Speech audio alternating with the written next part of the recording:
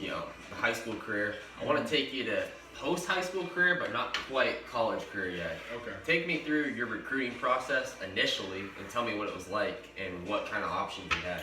Okay, so like recruiting was picking up even before senior year started. So probably, July 2021 started taking a lot of visits. That whole summer, was crazy. Going to a lot of camps. Ball State camps, Drake camps. Yeah. Working out for IWU and all certain people, but just taking a lot of visits. Ended up being a lot of NAI visits, and then it's just always the race to get that first offer, which thankfully my first offer was St. Francis, from St. Francis in July, and I was with Jay the weekend that happened, so that was really nice. Was that a special moment for you Yeah, guys? yeah, and then especially because most cats aren't fortunate enough to get the offer before their senior year. A lot of these schools are, worried that, stuff might happen. You could get banged up. So they usually want to offer during or after, your senior year. But, getting one a month before your senior year starts is pretty rare. So I was very fortunate with that. And then a big one was right when the season ended, I got that offer from Taylor, which honestly, that meant a little bit more than the first one because, your brother goes to the first school. It's kind of like, okay. Once again, your own. Yeah, let me get my own thing. Yeah. Let me get my own thing. And then I talked to this coach. School is a little bit further away. Next one was Clark. And all these schools are NAIAs. I gotta be honest, I was a little prick in high school, so I was respectful when D3s came in. I'm not even gonna say prick. Anytime a D3 came in, I was respectful. I talked to them, but just logically at that point, it just wasn't in my best interest to be able to play D3 ball just because affordability, and my parents weren't gonna be able to get a lot of the money off of it. That's just brass facts. After that, NAIA is coming in, but I like the recruiting process. A lot of it was spent though, going back and forth with St. Francis, seeing, how badly they wanted me, and then. Was that your top pick? I really wanted to go to St. Francis pretty badly, especially to be able to play with Jay, but that's how a lot of bad stuff had to happen for me not to go there, in all honesty. But yeah, then it picked up a little bit more, and then get an offer from Olivet, which I was pretty interested in then, and then Concordia, Michigan, which was ranked 8th in the country that time. Oh, wow. So it was my highest ranked offer. And then, of course, who's their number one rival? Siena Heights offers me a couple days later, and they take me on a visit, and they're showing a lot of love. They probably had the best, recruiting setup by far because, you go there, they put your name on the Jumbotron. Oh, wow. They get you a nice meal. They throw you in the jersey. So, I think you were going to talk about the other point, what led you to Siena Heights. Yeah, I would do that. I want to slip in there. Yeah, I want to know what led you to Siena Heights, and do you regret anything about the recruiting process initially? Okay. Any regrets?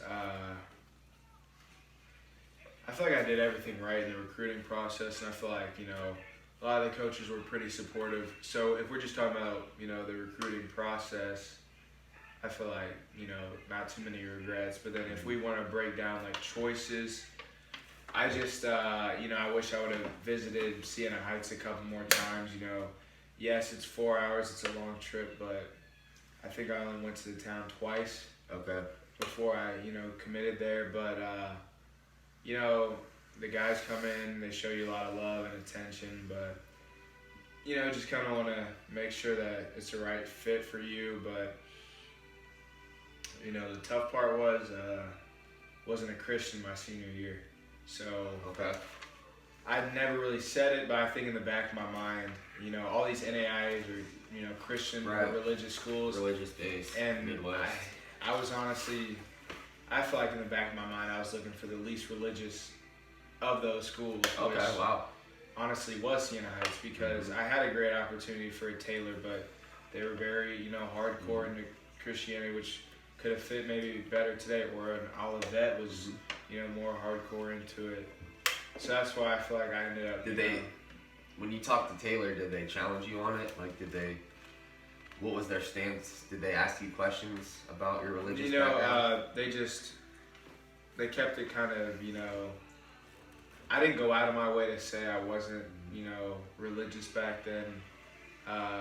So they didn't really go out of their way. They just said, how the chapel was mandatory multiple times a week. Same thing with Olivet.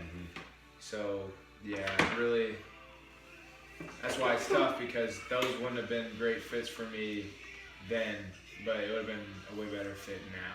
So, Siena Heights, why didn't it work out? I would say during the season, it was a good time. It was a gritty group of guys. Like being around them. Got to play as a true freshman, which was great. But you start getting into spring ball, and then it was tough being so far away from home. 4-hour trip both ways, and then just the town itself. I feel like Lafayette gets a hard rep because Lafayette looks like Los Angeles compared to Adrian, Michigan, if I'm being honest. Yeah, Adrian wasn't a great city, and then just like cleanliness of the dorms and stuff like that. Mold and just mold. Wow. Yeah, mold, or just disgusting stuff going on. Gotta be honest with you. And then just personally, like being in my room, having no AC and stuff like that. Okay. And yeah, so it's just a lot of things coming together and I had a good amount of film, so I thought it would be best after my freshman year to go and take the chance of going into transferring. Did the coaches ever lie to you? Like, how so? What do you mean? Did they ever lie to you about your position in the program, or I mean, I'm leaving the door open to you. I can't. In the recruiting process, they didn't make too many promises, and I can't even remember. But they may have told me like I could come in and play, or I had the chance to, which I did.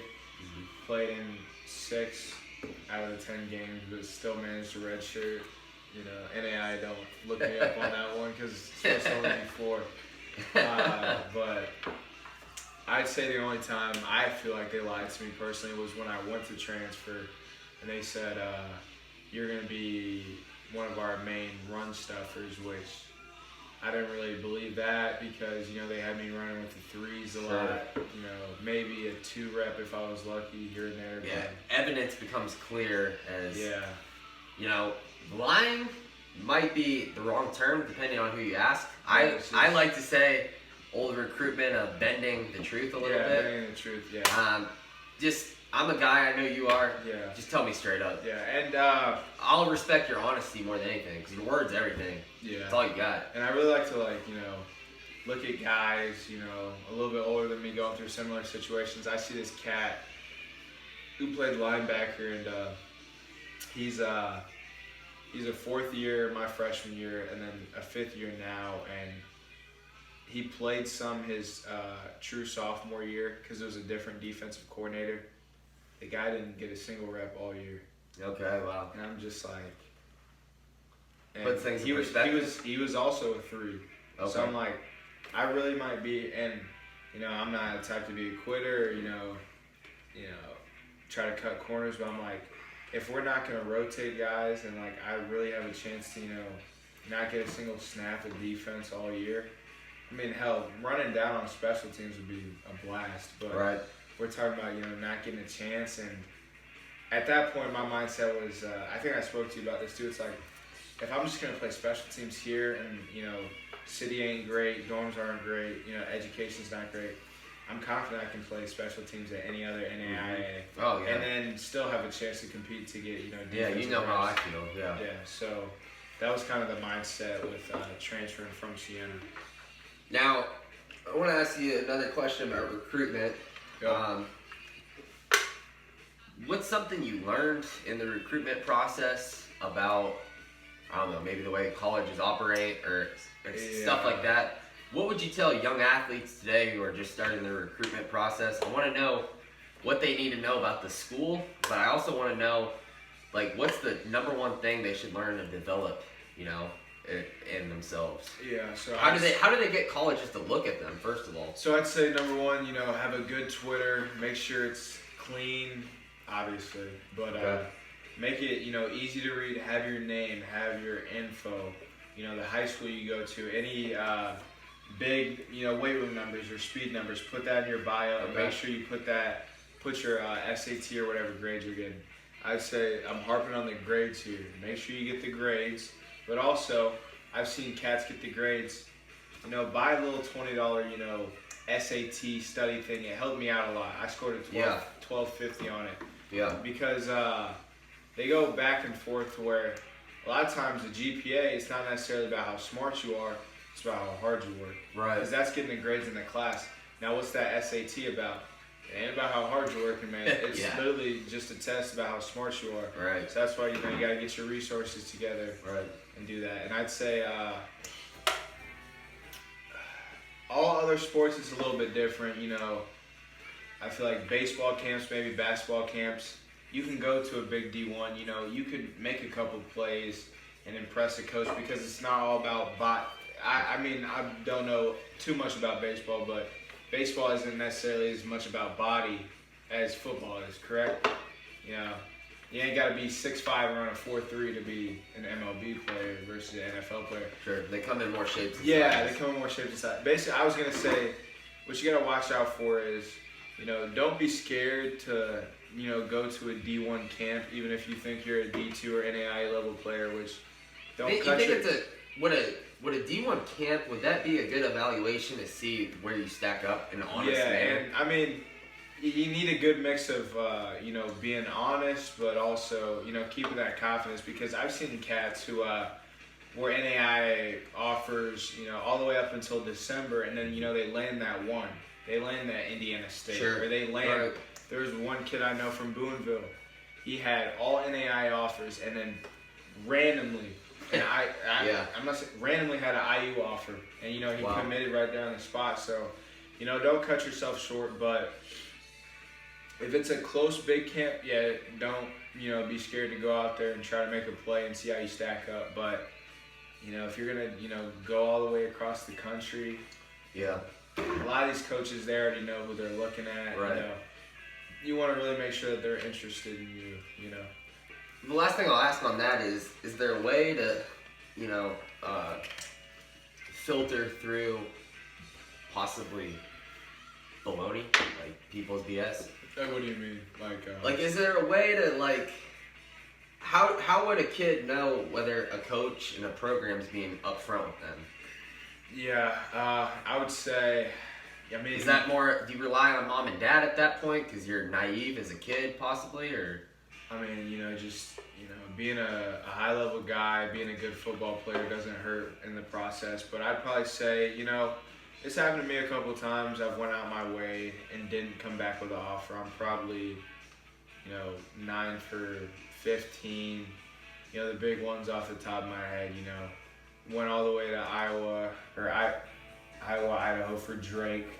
And I didn't come back with an offer. Or drove down to Kentucky Wesleyan, which was 3 hours, didn't come back with an offer, which kind of pissed me off. And, I was really harping on that guy because, sometimes you have to stand up for yourselves as an athlete. I was really harping on him like, hey, will you be able to get me this offer? And, he was kind of making it seem like he was going to be able to give me this offer if I go down there. And then, I finished the trip and he said, we'll have a scholarship for you next year, but we can't get you when you sign it. I'm like, so you just wasted my damn time. Right. Like that really pissed me off, but sometimes it's a game you love. Sometimes you gotta bite the bullet on those because it's hard to weed through it. But I'd say if the coaches you're dealing with are good guys, at least 50% of your visits you should be coming back with an offer. Interesting stuff.